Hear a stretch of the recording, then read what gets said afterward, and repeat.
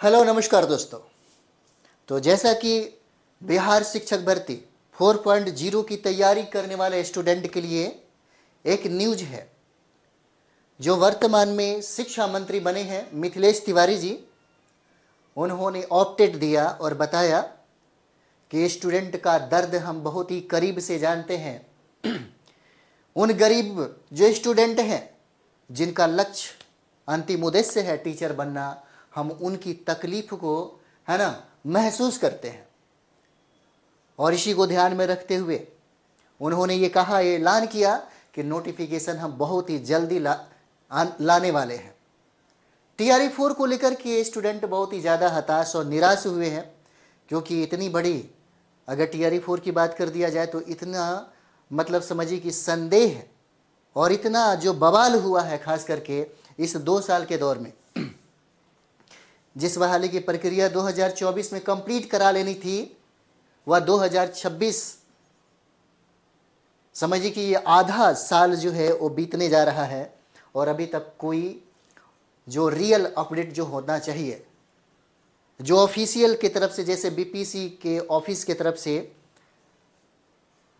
जो अपडेट मिलना चाहिए, अभी भी स्टूडेंट को इंतजार है ना। बीपीसी की तरफ से ये भी आया था, लेकिन अब तो विद्यार्थी जो है अब बीपीसी पर भी संदेह करने लगे हैं कि पता नहीं, अब ये भी बिल्कुल शिक्षा मंत्री की बोल रहे हैं।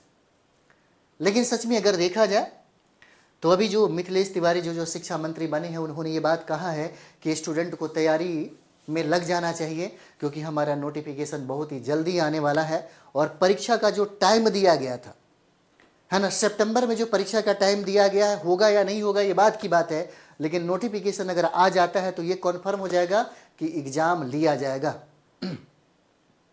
और उन्होंने ये भी बात कहा जो क्लियर अभी तक नहीं हो पाया है, क्योंकि टीआरई 4 में पीटी के साथ साथ मेंस का भी एग्जाम लिया जाएगा या नहीं लिया जाएगा, या सिर्फ 4.0 में ही इसको देखने को मिलेगा।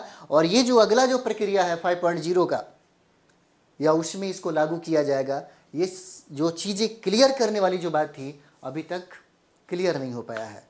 और रहा सवाल कि बहुत सारे ऐसे स्टूडेंट हैं जिनका एज समाप्त हो चुका है, उनको क्या 10 साल उम्र में छूट दी जाएगी? या बहुत ऐसे स्टूडेंट हैं जो ये बात को समझने लगे हैं कि जो सी सेट का है ना, सी टेट का जो एग्ज़ाम होने जा रहा है, अगर स्टूडेंट हो सकता है कि उसको कंप्लीट करेंगे और उसको कंप्लीट करने के बाद क्या उनको भी मौका मिलेगा इस 4.0 में बैठने का? तो इतना जान लीजिए कि ये एग्ज़ाम आपको इस साल नहीं होने वाला है। अगर ऐसा होगा तो एग्ज़ाम इस साल नहीं होगा, है ना, एग्ज़ाम हम लोग अगले साल देखेंगे। कई बार तो हम ये भी कह देते हैं कि भाई इस साल एग्ज़ाम भी नहीं होगा, हो सकता है कि अगले साल एग्ज़ाम लिया जाए, है ना।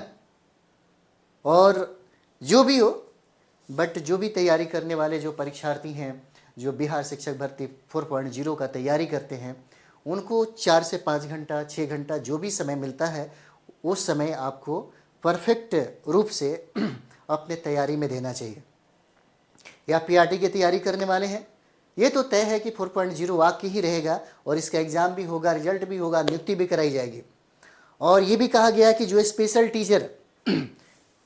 टीचर की जो परीक्षा हो गई है, अब ये स्टूडेंट लोग इंतज़ार कर रहे हैं रिजल्ट का, फाइनल रिजल्ट का, कि रिजल्ट कब देगा।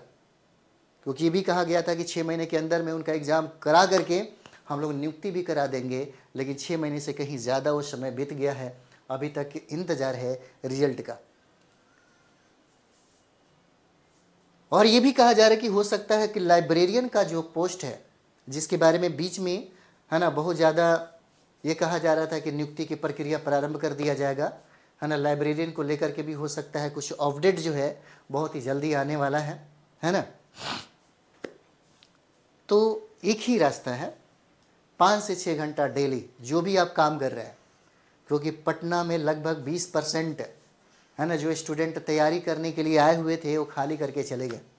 जो कहीं ना कहीं किसी न किसी जगह वो काम करते थे, काम धाम छोड़ करके आए थे।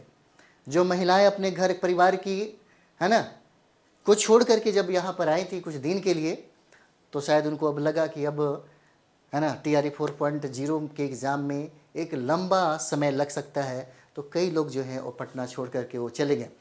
उनके लिए हम कह सकते हैं कि अगर आप कहीं भी हैं टीआरई 4 के लिए ज़रूरी नहीं है कि आप पटना जैसे शहरों में आकर के पढ़ाई करिए, आप घर पर भी चाहे रह करके आप पढ़ाई कर सकते हैं।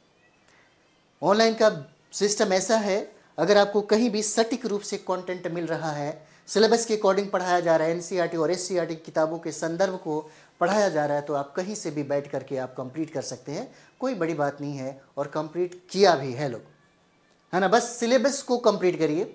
सिलेबस को कंप्लीट करने के बाद जो प्रीवियस ईयर का जो भी प्रश्न है, उन सारे प्रश्नों को इकट्ठा करिए, उसका मूल्यांकन करिए, उसको बनाइए। जितना भी प्रीवियस ईयर का प्रश्न पूछा हुआ है ना, घटना चक्र का जो आप पूर्वावलोकन देखते हैं, उन सारे प्रश्नों को बनाइए, फिर देखिए आपका रिजल्ट जो है वो बन जाएगा। थोड़ा सा सब्जेक्ट को गहराई से पढ़ना पड़ेगा, और इसके लिए बहुत अच्छा अभी टाइम है, आपके पास समय है एक बार में कंप्लीट करने के लिए।